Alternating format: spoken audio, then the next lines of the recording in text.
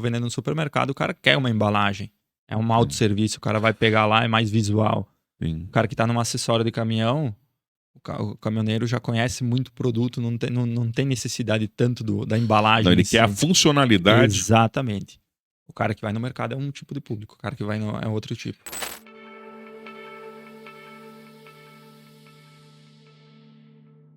Salve, salve, Luiz Paulo Teixeira na área. Eu estou aqui nos estúdios do Sales Clube e este é o programa Pode Ser Elite, o programa que traz empresários e empresárias que fazem parte da comunidade elite do Sales Clube, uma comunidade que reúne empresários que acreditam que as vendas salvam negócios em momentos difíceis e alavancam negócios em momentos bons. E esse programa também traz informações e repertórios que podem inspirar você, que é empresário ou empresária, ou aspira um dia a ser empresário ou empresária no mercado nacional e internacional. E hoje temos a companhia de uma pessoa que já há bastante tempo está na casa, que tem um mercado bastante peculiar. Queria dar as boas-vindas ao meu amigo Thiago Fella. Como vai você, meu amigo? Tudo bom? Prazer estar aqui. Muito feliz de participar do podcast aqui de vocês. Direto de Garibaldi, Rio Grande do Sul. Serra Gaúcha, na terra do espumante. Já viu que é diferente, né? Serra Gaúcha, não Terra Gaúcha, né? O sotaque pega, né? Me conta, antes de tudo, como é que... quando a gente fala da MAV, que é a empresa que você representa, o que é a MAV?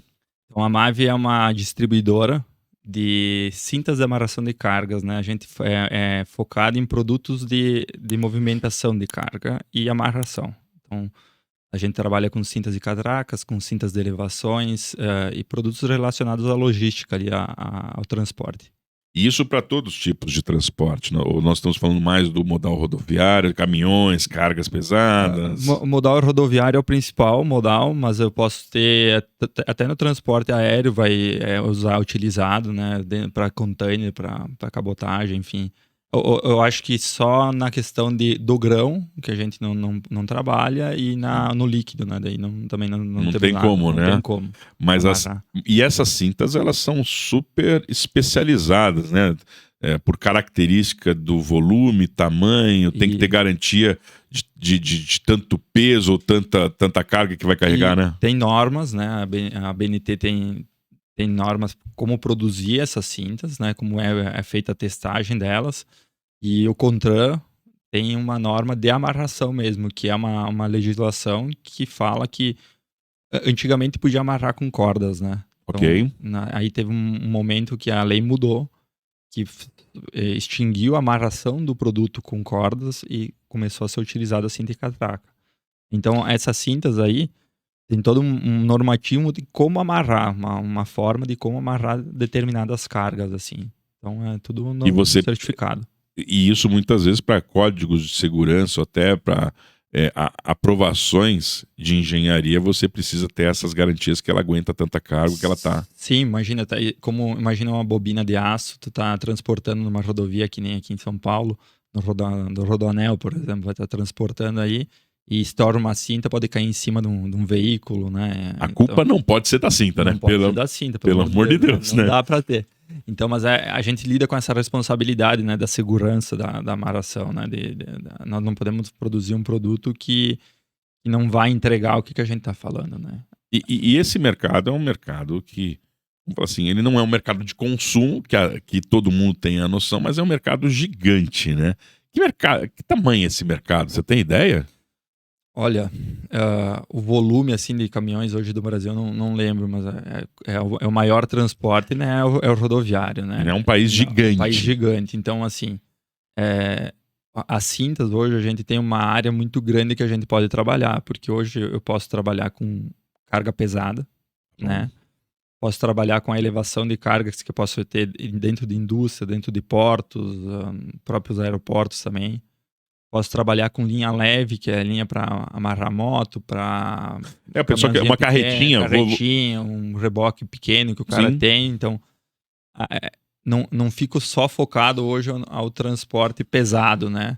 Você tem até operações, por exemplo, você tem um teatro que você precisa elevar algumas coisas, você precisa de cinta para carregar um painel de LED, por exemplo. Exato. Ou tu vai pegar, por exemplo, vai amarrar um motor em cima de um pallet, pode ser uma cinta levezinha que vai só não deixar movimentar.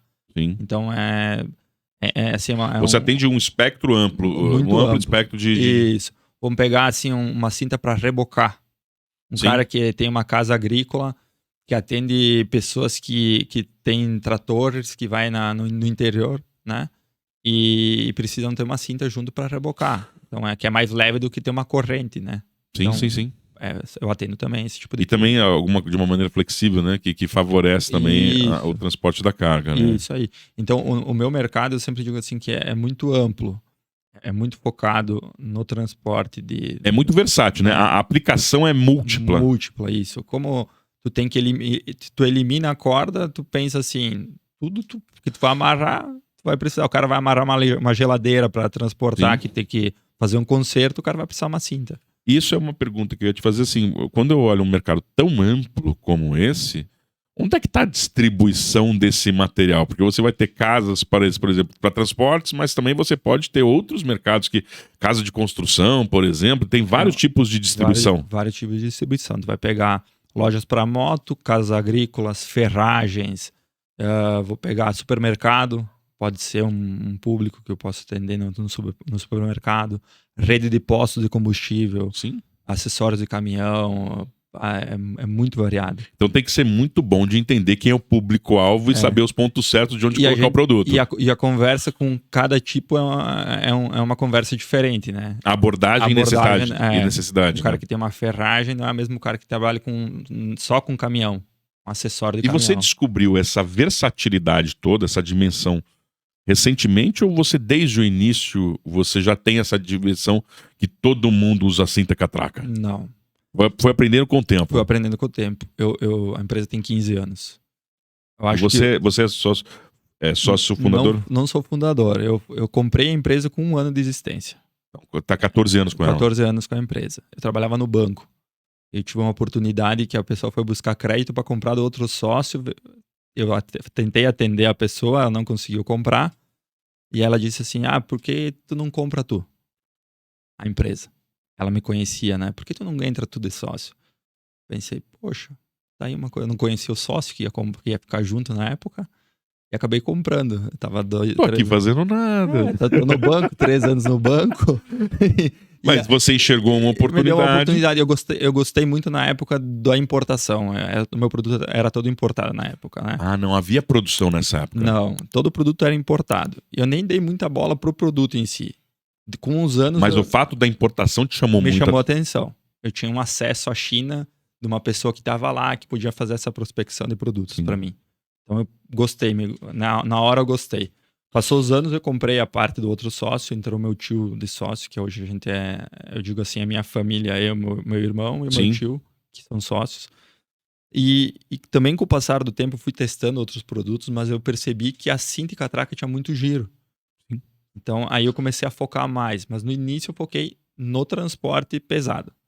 Na amarração de cargas do transporte do caminhão que está rodando dia a dia. Né? Sim. Com o passar do tempo, eu comecei a perceber, poxa, eu posso fazer um produto voltado para moto. Eu ando de moto. Eu disse, eu preciso de um produto para moto. Aí eu pensei, o cara da casa agrícola também funciona, né? Atende tratores. E aí fui melhorando... O mercado foi te mostrando, isso, pelas experiências, que existiam outras oportunidades. Isso. E eu queria sempre estar lançando novos produtos. Eu sempre botei na cabeça que cada ano eu tinha que lançar 2, 3 modelos de cintas diferentes, alguma coisa... E aí tamanho, característica, até a abordagem da embalagem já te mostrava. Isso, produto, por exemplo, vou vender no supermercado, o cara quer uma embalagem. É um autosserviço, o cara vai pegar lá, é mais visual. Sim. O cara que está num acessório de caminhão, o caminhoneiro já conhece muito produto, não tem necessidade tanto da embalagem. Não, ele quer a funcionalidade. Exatamente. O cara que vai no mercado é um tipo de público, o cara que vai é outro tipo. Mas em que momento da vida, nesses 14 anos, mudou a história? Porque você, inicialmente, era tudo importação e, de repente, puxa, eu saio da importação para indústria. É um caminho, muitas vezes, até inverso. Se a gente olhar os últimos anos, né, com o advento da questão de custos e qualidade de produção externa, as pessoas saem da indústria, que tem Uhum. maquinário pesado, para importação e só distribuir. Uhum. Você fez um caminho inverso. Inverso. Como é que isso aconteceu? Então, em 2019, 2018 eu estava importando um tipo de produto e deixou de ser viável. Eu montei uma indústria. Porque, então vamos lá, você tinha um produto que ele era importante no negócio, mas a importação inviabilizava economicamente. Isso, na verdade, esse produto eu comecei a importar em 2015 e 2016 eu montei a indústria, não em 2018. 2016 eu montei a indústria porque inviabilizou em trazer de fora. Era um produto muito manual e não demorava muito. Eu disse, esse produto aqui é um produto bom de eu produzir. Foi a época que eu montei a primeira indústria. Só que eu montei a indústria, essa indústria quem tocava é o meu irmão, e eu tinha a distribuição, né, que era a minha empresa Mave, e por um acaso do destino eu acabei levando uma multa, né, da Receita Estadual, por fazer, eles falaram para mim que essa indústria não poderia estar no Simples, ela teria que estar, como era eu por que enquadramento. Por enquadramento, fizeram um grupo econômico, levei uma multa. Em que época que foi isso? 2019. Em agosto de 2019. Ele já estava na pandemia? Não, em 2020 foi a pandemia. Foi assim, na beira ali. Foi na beira. Março, acho que começou ali, que começou a parar, né? Em 2020. Para mim, a pandemia foi um momento que eu percebi que eu teria que ter mais produção aqui no Brasil. Porque eu fiquei meio refém de fretes altíssimos. O frete internacional saiu de 2, 3 mil dólares para 15 mil dólares. 20. E se já tinha alguma coisa que estava inviabilizando por ser mais manufaturado, aí então de vez inviabilizou a importação, porque ninguém conseguia trabalhar, sem contar que ficava preso nos portos, você uma confusão, ruim. Ruim demais. E eu tinha a opção, ou assumia o custo, tentava passar, chegou a um certo ponto que não teve mais como repassar aumento. O produto, o pessoal não pagava mais. Então, elasticidade de preço. Chegava na ponta, assim, não havia compra porque o preço não passava mais. Exatamente. Então, a partir desse momento, eu tive que começar a assumir esse custo aqui. Porque ou eu parava de vender, né? E eu tinha as importações que estavam programadas e estavam chegando, então ia faltar caixa, né, para mim. Ou eu ia ter que queimar o meu caixa mesmo assumindo esse custo e passando. Então eu digo, um período, vai até que ia virar esse jogo, né, que ia começar a virar. Então eu fui assumindo. Mas nesse momento eu disse assim, não, a partir de agora eu não vou mais trabalhar 100% com o produto importado. Eu tenho que ter mais, um percentual maior de produção aqui no Brasil. E daí, digamos assim, eu penso assim, eu nunca vou ter o melhor cenário. O importado vai ter melhor, ou o produto nacional vai ser melhor. Eu vou sempre estar com os dois, sim, né? Mas você não fica mais... Na verdade, você assume uma posição de não dependência. Não dependência. Então, se o mercado tiver o pêndulo para um lado, você tem a saída do outro lado. Então... Eu posso importar mais, se eu tiver um mercado que está melhor para importar, eu diminuo a fabricação na indústria nacional e importo mais. Certo. Da mesma forma, o contrário. Você tem opcionalidade nesse momento. Exatamente. Porque eu posso aumentar um turno de forma rápida. Sim, né? sim. E isso facilitou muito no meu dia a dia a questão logística, né? Produto importado, produz 30 dias, navio, vinha no porto, todo o trâmite burocrático e tal. Você tinha uma disponibilidade de produtos muito mais rápida para o mercado. Exato. Agora com a produção eu consigo lançar produtos muito mais rápido. Eu testar eles. Por exemplo, vem uma amostra da China, não gostei de alguma coisa, pede para fazer os ajustes, 10, 15 dias, vem de novo a amostra. Então, um processo de 6 meses de prova de conceito de produto. Agora não. Agora eu consigo botar na máquina, vou testando, vou fazendo e já vou... Ganha velocidade. Muito mais velocidade para essas coisas. A gente tem falado muito no SEO sobre eliminar gargalos. E esse possivelmente era um gargalo seu que você eliminou, né? Exato. Mas aí, isso foi lá em 2020. Isso. Como é que foi a pandemia para o seu segmento? Para o transporte foi bom. Porque, na verdade, o transporte foi a única coisa que não parou. Verdade. Exato. Então, eu não perdi volume de vendas. A minha venda, eu até, digamos assim, eu tive um resultado ruim financeiramente para a empresa, né? Na pandemia. Eu já vinha de uma multa. Eu tinha levado uma baita de uma multa que representava, assim, era um valor super importante para mim. Eu comparava, era praticamente o faturamento de um ano de multa. E faturamento, não estamos falando de lucro. De Não, faturamento. faturamento. Aí eu pensei, poxa, eu vou pagar isso aqui, não vou, quero ter a minha empresa, eu sou um cara novo, né? Eu tinha 32 anos na época. Eu digo, não vou ficar com o meu nome sujo pro resto da vida, eu vou pagar isso aqui. E aí veio a pandemia.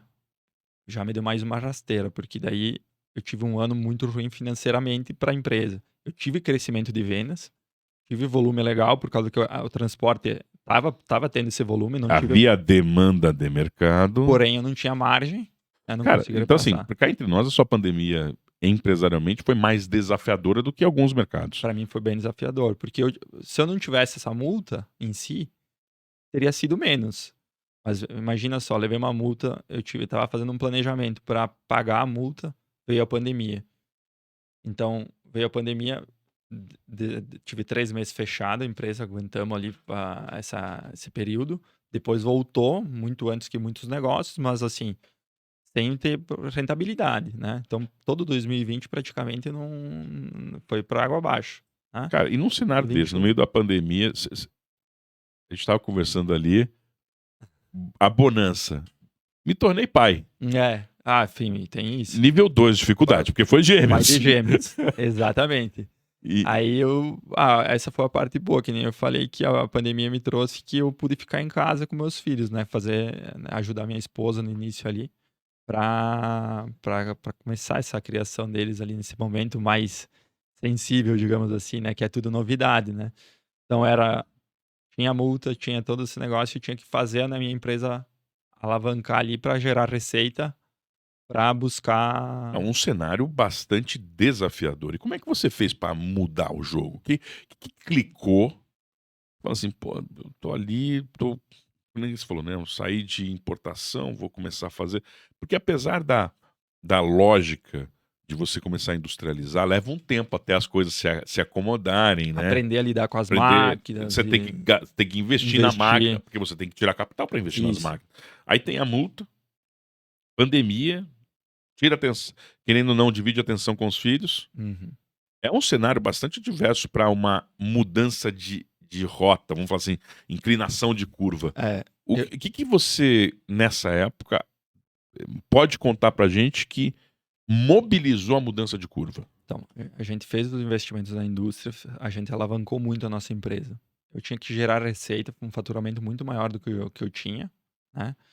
Então eu precisava crescer sem ter recurso, porque eu não tinha recurso para mim. Então eu alavanquei a minha empresa, fiz uma aposta, digamos assim, né? E eu organizei a minha empresa que eu não podia mais correr nem nada errado, não podia mais dar nada errado porque eu tinha Então, a chance de fazer um ajuste não existia não mais. existia mais. Então a gente planejou, eu sabia que valor a gente tinha que gerar de receita para conseguir pagar, e eu tinha que pagar toda a alavancagem que eu estava tendo também, né? Quer dizer, eram duas. Eu precisava amortizar a A dívida aqui dívida e ainda tinha que pagar os juros da alavancagem que você tinha simultaneamente. E Exatamente. ainda tinha que gerar lucro minimamente para manter a A operação de pé. operação rodando, exatamente.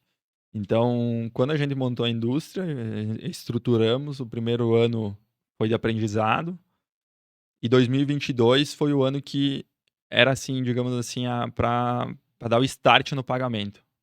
Foi assim, eu fiz um acerto com a procuradoria, eu vou começar a pagar essa multa em 2022, de fato, né? De 2021 a gente Vai vir um estrutura, boletinho, vai vir um boletinho gordinho. todo dia 31 ele vai aparecer para ti ali, todo dia 30 ele vai bater na tua porta e tu vai ter que pagar. E aí a gente começou a ter mais funcionários, né? Tem todos os desafios de ter a mão de obra, porque antes sem a indústria não tinha tanta mão de obra, não lidava com tanta mão de obra. Depois exigiu muito esse aprendizado, né? De lidar com as pessoas. E 2022, na hora que começamos o ano pensando em alavancar o negócio, assim, as vendas, tudo, a gente teve o revés que a nossa venda não aumentou que nem a gente estava planejando. Minha venda era toda terceirizada através de representantes comerciais. Então, o meu apetite por crescimento não era o apetite deles, né?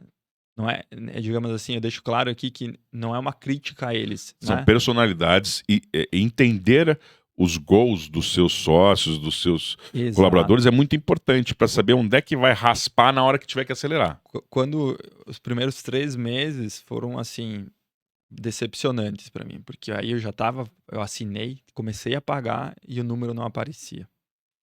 E aí eu tive a indicação de conhecer vocês. O pessoal me indicou, olha, Thiago, tu tem que ir conhecer o pessoal dos sales, que tu tem que montar a tua equipe interna. A venda depende de ti, tu tem que ter as informações necessárias, tu vai ter que montar a equipe e tal. E essa pessoa que me indicou tinha passado por um processo de crescimento gigante naquele ano, né?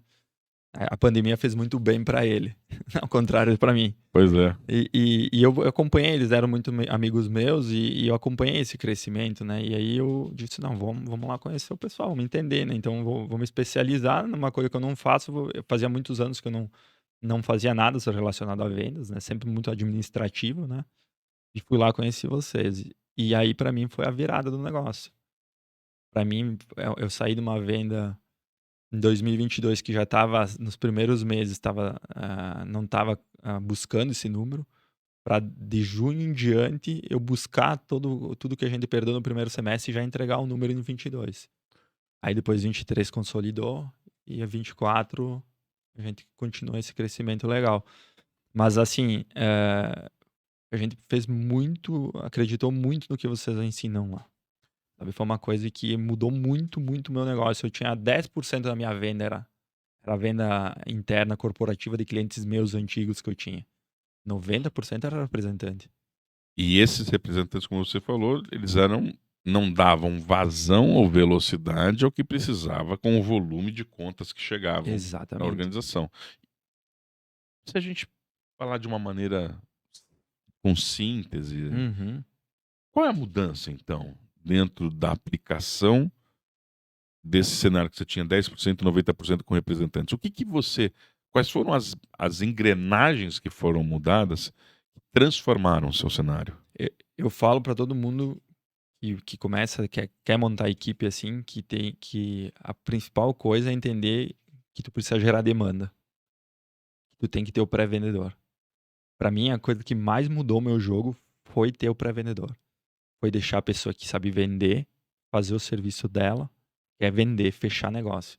E ter a parte de prospecção, ter volume de prospecção Qual- grande, Prospecção, qualificação, para qualificação, ter o seu melhor. Vamos falar assim: o cara que bate o pênalti, deixa ele bater o deixar pênalti, bater o pênalti, mas isso aí. deixa o meio-campo para outras pessoas carregarem para chegar a bola mais redonda. Não, foi a coisa que quando eu fui na imersão, que o Fábio apresentou, foi a coisa que eu disse assim, nossa, é isso aí que eu preciso. Eu fiquei pensando, como é que eu nunca pensei nisso, né? Eu disse, claro, lógico, funil gera demanda, depois eu faço uma conta, funciona que nem uma máquina, que nem indústria. Como eu tinha indústria, como ele apresentou para mim lá na hora, eu disse, é lógico, é isso aí. Se eu tenho produtividade, vai gerar...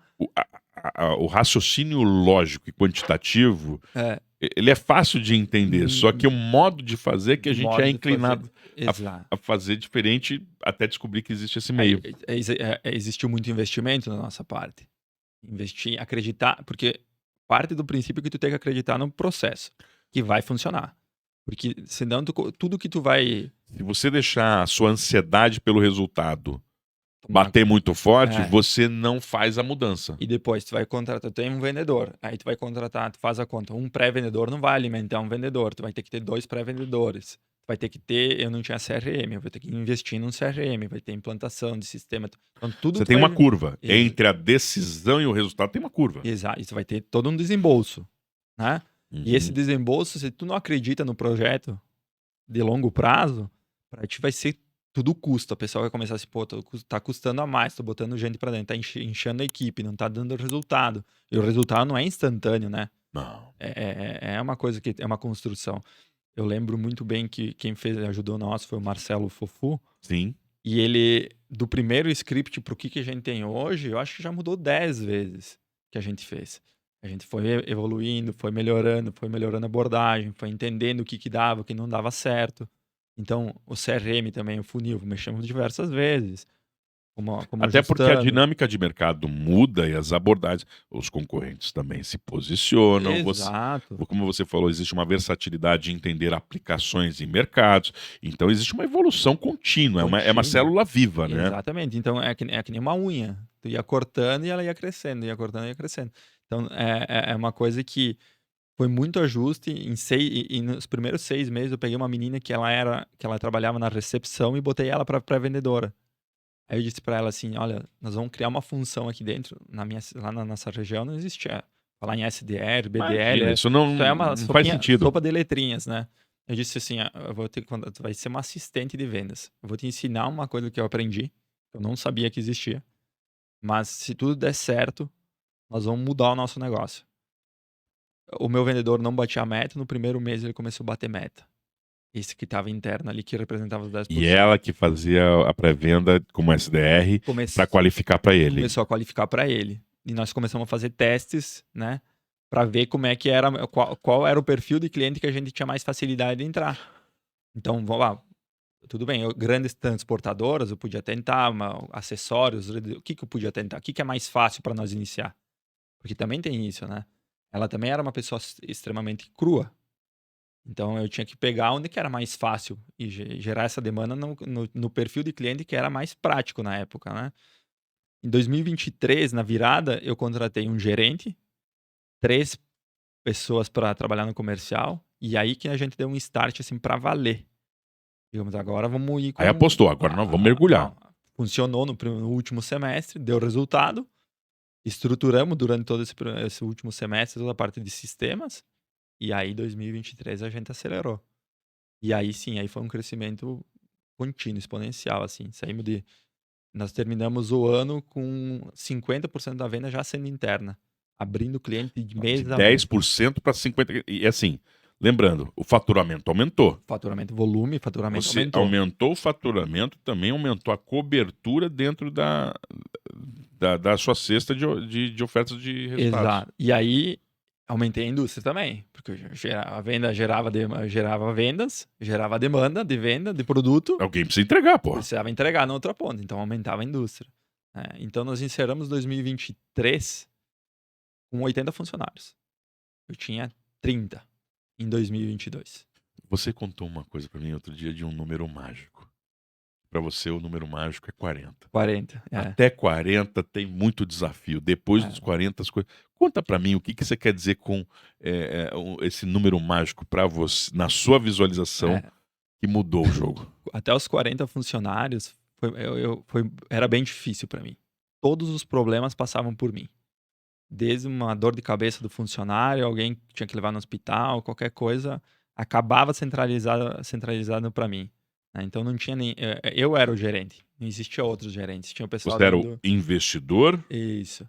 o líder e o gerente. Praticamente fazia tudo, né? Ainda, né? O cara e provavelmente não sobrava tempo nessa hora. Pra nada, nem para pensar. O cara só trabalhava, só executava o processo, né? E aí, depois dos 40, a gente começou, não, eu preciso ter um supervisor de fábrica, eu preciso ter um gerente, preciso ter um gerente financeiro, alguma coisa assim. E aí, começou a aliviar as coisas, começou a ter... Eu digo, não, esse negócio é legal, é bacana, dá para continuar. Porque eles conseguiam livrar sua agenda com capacidade executiva. Exato. Então, com capacidade especializada naquela atividade. Exato. Então, se não passasse... Era um filtro, né? Então, muitos problemas eles já sabiam lidar e chegava para mim só alguma coisa que, de fato, não era muito importante para resolver. Então, eu já filtrava, comecei a ter tempo para focar na parte comercial também. Então, vamos lembrar que vendas mudou a história em um ambiente difícil. Mudou muito. Venda alavancou resultados e permitiu que você tivesse um colchão, uma estrutura de gestores que começou a sobrar tempo para você pensar outras coisas. E o que ocasionou essa sobra de tempo? O que isso te trouxe de bom a partir desse momento? Que outras coisas começaram a acontecer? A partir desse momento, eu auxiliei muito. Eu e meu irmão começamos a trabalhar exclusivamente pensando na venda. Só na venda. Então, eu tinha a pessoa que tinha toda essa parte de administrativo, eu já deixei com pessoas qualificadas. E focamos total na venda, porque daí para nós nós estávamos no Elite e nós tínhamos que executar tudo que a gente aprendesse. Nós precisava aprender muito, né? Sugar Sim. muito de vocês, aprender e executar. Sim. Então, vamos focar nisso aqui que é o que a gente precisa. Então, 2023, quando eu saí dos 40 para mais funcionários, primeiro foi um alívio. Eu consegui montar outros negócios, né? Consegui parar para pensar muito mais estrategicamente em todos os cenários, né? Como ia lidar com o comercial, como ia lidar com a fábrica, para que lado a gente ia direcionar nossos produtos, né? Então, comecei a ter tempo para pensar. Antes eu só executava, né? Tava engolido ali pela operação e tu ia só indo todo dia. Eu chegava de manhã, não tinha agenda. Eu nunca tive agenda de tarefas, assim. Imagina. Reuniões, né? Horários Você era travados, né? interceptado. Interceptado, é uma boa palavra. Os caras me abordavam no corredor, preciso de ti, vem aqui, vamos ali, né? Era só no oba-oba. 23 não, a gente pensou estrategicamente o nosso negócio. Pensou como a gente ia levar tudo que a gente tinha aprendido para frente, né? E aí a gente montou outras indústrias, montei a parte metalúrgica, montei a parte têxtil. Hoje o nosso produto 80% dele é produzido aqui no Brasil, né? E tem alguns componentes e matéria-primas que vêm de fora, mas a produção é feita aqui. E proporcionou aumentar a equipe, que hoje a gente está com 15, 17 pessoas no comercial e marketing. Marketing era uma coisa que eu nunca tinha pensado em botar na Indústria, vida. imagina, eu vou botar para vender. Marketing, aliás, muitas vezes, né? É engraçado que alguns casos, como modelos industriais, modelos de engenharia, olham para áreas como de gente gestão e de marketing. Isso é muita perfumaria, tem que chegar aqui, produzir e vender, né? E depois que a gente percebe como isso se integra, né, passa a fazer uma mágica, né? É como se fosse um quebra-cabeça. Opa, plugou. Plugou, exatamente. Quando eu escutava o Rafa falar nas primeiras palestras deles, ali eu dizia assim, meu Deus, isso é muito difícil. Eu não sei nada, cara. Que bicho estranho esse moço. Tanto que a gente focou totalmente no outbound. Sim. No início. Porque eu disse, não, vamos fazer isso aqui, que isso aqui eu sei fazer, vamos fazer. Vamos deixar isso aí para depois. No segundo ano que a gente foi focar no marketing. Eu me lembro disso, que nós Exato. conversamos, foi na virada do primeiro para o segundo ano, você falou, legal, foi até na imersão de marketing, você falou, olha, Isso. gostei disso, mas a gente precisa ver como vai fazer isso aqui. Exatamente, eu cheguei pro Rafa e disse, agora eu quero colar em ti, eu quero aprender contigo o que tu faz. Porque é mais fácil, Sim. de certa forma. Pro vendedor, depois que tá ali... Porque você gerou uma caixa de oportunidades para encher a máquina dos leads, vamos dizer assim. Isso aí. Aí eu disse, não, vamos aprender isso aqui, vamos fazer um investimento nessa área agora. Então aí o Rafa ajudou nós durante todo o 23 a estruturar essa área aqui do marketing nosso. E foi muito legal. Porque a gente está investindo muito no marketing. E vendo retorno. Fez muita diferença também. E quando a gente olha o universo da Mavi, hoje você é mais do que só cintas e catracas, né, para transporte. Vocês já começam a pensar em diversificação, entendendo mais do cliente ideal, pensando em otimizações de cargas, otimizações de portfólio dentro da mesma cadeia. Isso. Então, agora, como a gente abriu muitos clientes, a gente tem uma base muito grande de clientes, e a gente vai entendendo a necessidade que esse cliente tem, a falta que as outras indústrias deixam, né, que eles dão oportunidades para nós, e a gente acabou montando outras indústrias, né? Agora vamos trabalhar com mangueiras, vamos trabalhar até com EPIs também. Sim. A gente vai trabalhar. Que são necessários aos mesmos clientes. Né? Aos mesmos clientes. Então, a ideia é diversificar, aumentar o nosso ticket médio dentro dos mesmos clientes e poder atender. Como a gente aprendeu a atender bem o cliente, fazer todo um processo de pós-venda, um pós-venda consultivo, né? Não só um pós-venda para resolver problema, né?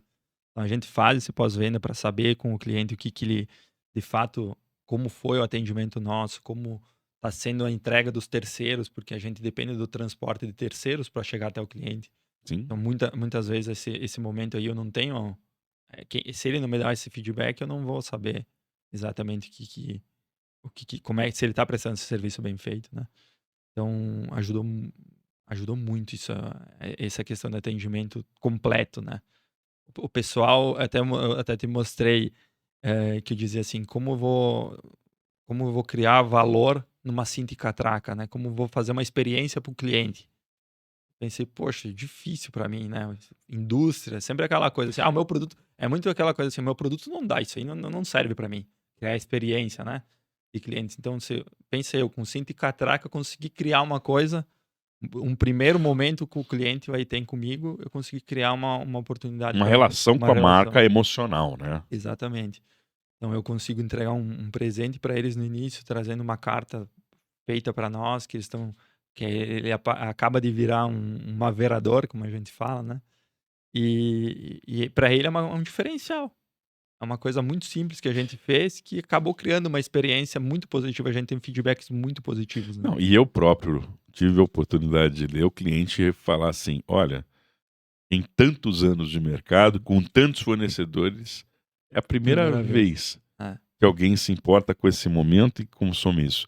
E dentro da vida, a gente muitas vezes a gente percebe isso mais velho, porque quando a gente é muito jovem, a gente é bastante destemido, a gente às vezes é muito prático para algumas coisas.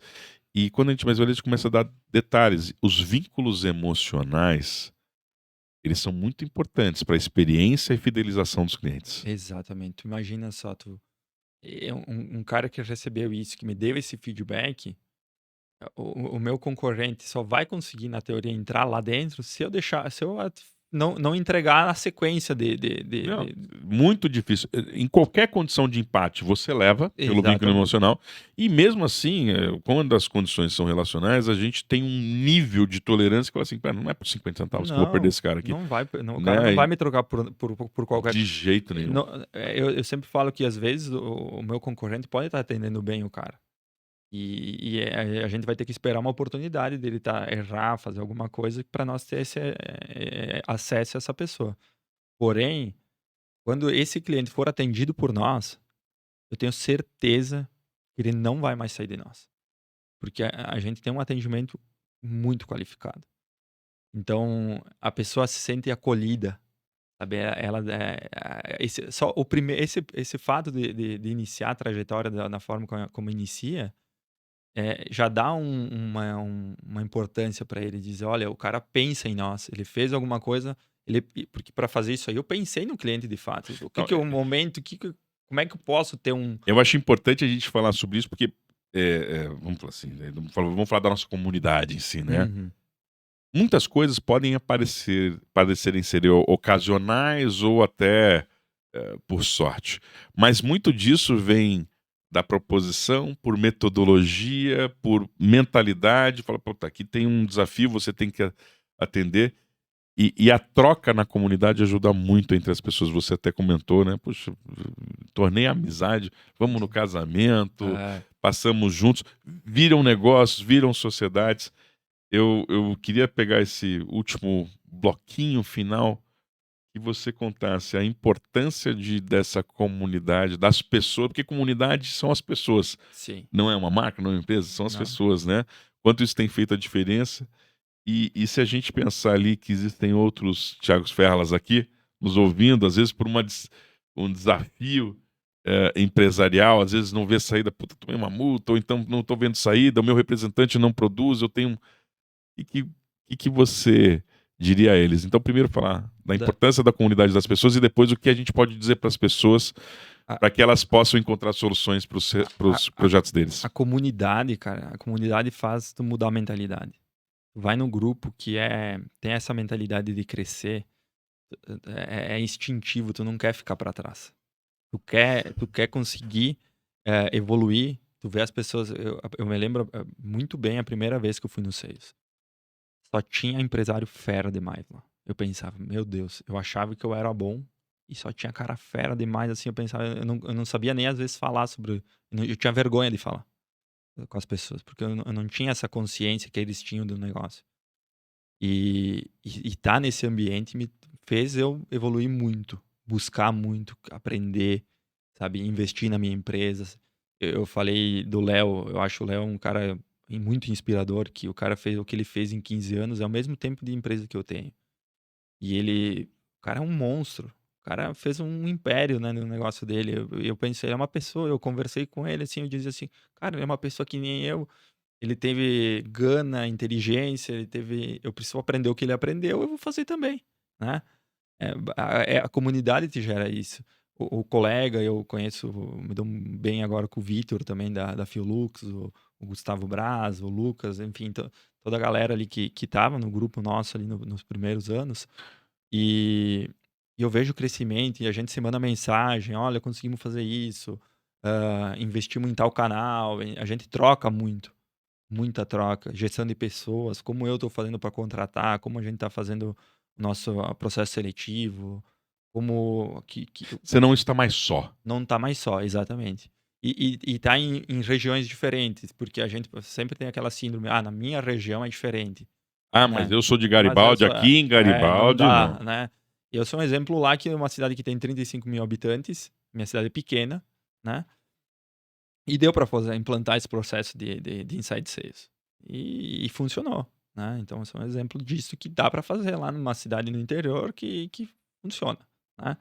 E a possibilidade de cada região ter uma coisa diferente, cada um acaba agregando alguma coisa diferente para nós aprender e aplicar dentro da empresa, né? E quando a gente fala para a comunidade, imaginar que você, talvez, antes da pandemia, tivesse aquele momento de inversão da tendência da curva, o que falar para as pessoas que estão passando por desafios aí e, e como enfrentar os É. desafios do mercado empresarial? Os desafios que eu enfrentei, eu digo assim, que eu passei pensando assim, não querendo me cobrar pelo que eu tinha feito de errado. Ficar olhando o passado passado já foi, né? Uma coisa que eu não tenho mais como mudar, eu precisava era entender o cenário, fazer o diagnóstico do cenário que estava e olhar para frente. Era só a gente se perguntava a cada reunião que fazia era como a gente ia fazer, como fazer, como fazer. Não ficar, porque tem momentos difíceis, mais difíceis ainda. Tu leva o baque, tem momentos que tu tá sozinho, que as coisas parece que não vai funcionar, e tu fica se questionando, né? E tu tem que se trabalhar muito mentalmente para pensar assim, não, eu não vou revisitar o passado. Não, o que eu fiz, vamos pensar só em coisas positivas para levar o negócio para frente. Tem que ter perseverança, né? Tem que acreditar, tem que se especializar. Porque se eu não tivesse feito também a imersão, se eu não tivesse feito esse investimento para mim, em conhecimento, não tenho dúvida que eu tinha quebrado. Porque foi uma virada de chave. Foram 3 dias, 4 na época, eu fui no Experience também. Foi 4 dias que eu tive lá com vocês que mudou a minha empresa, mudou a minha vida, não só a empresa, né? E tanto que eu falo cada vez que eu encontro vocês que sou muito grato mesmo. Fomos nós que executamos, mas o conhecimento veio todos de vocês. E a gente absorveu o máximo que eu digo, nós era que nem uma esponjinha, nós ia lá pertinho, pegava um pouquinho, né? Ia fazendo. Então, tem que se especializar, a gente tem que buscar coisas novas, né? E não ficar. Eu tive a mesma conversa que eu tô falando assim, eu tive com meus representantes. Tem que estar aberto, vulnerável. Sim. A gente tem que ser vulnerável. Entender que a gente tem muita coisa para aprender. Estar aberto a aprender coisas novas. Não ficar já pré-julgando o que a pessoa está falando. Não, isso para mim não serve assim, para mim não serve assado. Testar muito, que nem diz o Rafa. Testa rápido, erra e faz. Né? Então, é isso aí. Tem que Meu evoluir. amigo, eu queria mais uma vez agradecer. A gente tem tido encontros especiais nesses últimos tempos e você nos inspira muito Obrigado. pelos seus resultados, pela sua gana, pela mudança que você faz ou pelo impacto que você traz na vida de todos à sua volta. Falando da família, dos seus colaboradores, dos seus clientes. Isso não acontece à toa. É mérito de alguém que buscou muito isso acontecer e teve excelência na execução. E que isso também possa servir de inspiração e oportunidade para tantas outras pessoas que Tomara. estão vindo aqui com a gente. Tomara. Tomara que as pessoas não precisam passar, né? O que eu passei, mas assim, para quem tá passando, não desistir, cara. Acreditar que tem saída, né? Quando tá num buraco escuro, tu ainda vai achar alguma coisa para sair de lá. Para falar com a Mave ou saber um pouco mais da Mave, qual é o site? É www.mavbr.com. Tem o Instagram nosso, que é @mavegaribaldi. Tem um monte de vídeo divertido lá. A gente faz um trabalho bem legal com a gestão de pessoas. Enfim, a pessoa vai ver um monte de coisa divertida. E pode me seguir aí também, a THFerla88, que é O teu Instagram. meu Instagram aí. E tenho certeza que todo mundo precisa de uma cinta catraca para alguma coisa. Todo mundo vai precisar. Você só não sabe, se não sabe Se ainda, não você sabe, vai descobrir. Nem que é pra amarrar no porta-mala de alguma coisa ali, vai ter. Então, agradecer mais uma vez. Foi uma delícia esse bate-papo. Eu que agradeço mesmo. Olha, eu fico muito feliz, muito lisonjeado de estar aqui. É uma honra para mim. De verdade, fico feliz mesmo. Maravilha. E esse foi mais um Pode Ser Elite, o podcast da nossa comunidade do Sales Club, o Elite. Lembrando que o Sales Club é uma organização, um ecossistema de vendas. Nós temos imersões como a Imersão 360, universidade. Tem sempre uma oportunidade para você ingressar a essa comunidade e fazer melhores resultados por meio das vendas. A gente para por aqui, mas logo mais estaremos de volta com uma história inspiradora, que nos impressiona, que nos faz sermos melhores onde estamos. Ou aqueles que ainda desejam ser, que possam estar perto daqueles que já venceram e já viveram resultados positivos. Muito obrigado e até a próxima. Esse é o Pode Ser Elite. Valeu, pessoal.